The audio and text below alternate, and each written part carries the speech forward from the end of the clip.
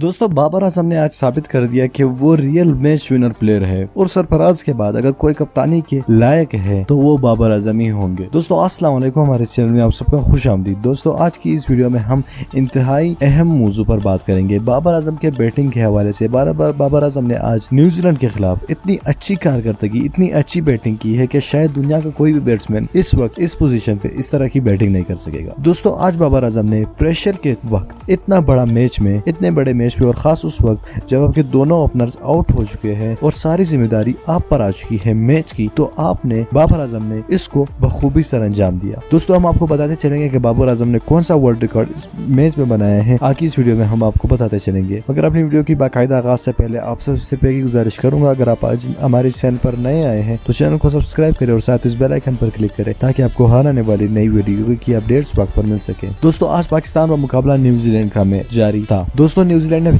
Toss जीतते हुए बड़े गुरूर से पाकिस्तान को बॉलिंग करने का मौका दिया। दोस्तों न्यूजीलैंड यही सोच कर आया था मैच में कि आज हम पाकिस्तान को 350-300 रन का टारगेट देंगे, लेकिन पाकिस्तानी बॉलरों ने कमाल ही कर दिया। न्यूजीलैंड के बैट्समैनों को पाव टिकने तक ना दिया और सारी टीम को देखते ही देखते 238 रन पर ढेर कर दी। उसके बाद पाकिस्तान के रेलू कट्टे ओपनर सामने आए। दोस्तों फखर जमान पर जिसका हमको भरोसा था उसने पहले ही अपनी औकात दिखा दी और आसान सा कैच दे बैठे। और उसके बाद पर्ची इमाम उल हक ने भी कैच थमा दिया। अब सारी जिम्मेदारी पाकिस्तान के यंग स्टार बाबर आजम पर आ गई। बाबर आजम ने इस जिम्मेदारी को बखूबी सर अंजाम दिया और जबरदस्त इनिंग्स खेली। दोस्तों बाबर आजम ने इस मैच में एक वर्ल्ड रिकॉर्ड भी बना दिया है। जो दोस्तों वो वर्ल्ड रिकॉर्ड ये है कि कम तरीन मैचों में सबसे ज्यादा एवरेज बैट्समैनों में शामिल हो गए हैं। दोस्तों ये रिकॉर्ड पहले विराट कोहली के नाम था, लेकिन अब Babar Azam most average run scorer है। दोस्तों विराट कोहली भी अब बाबर आजम से काफी अपसेट दिखाए होंगे क्योंकि बाबर आजम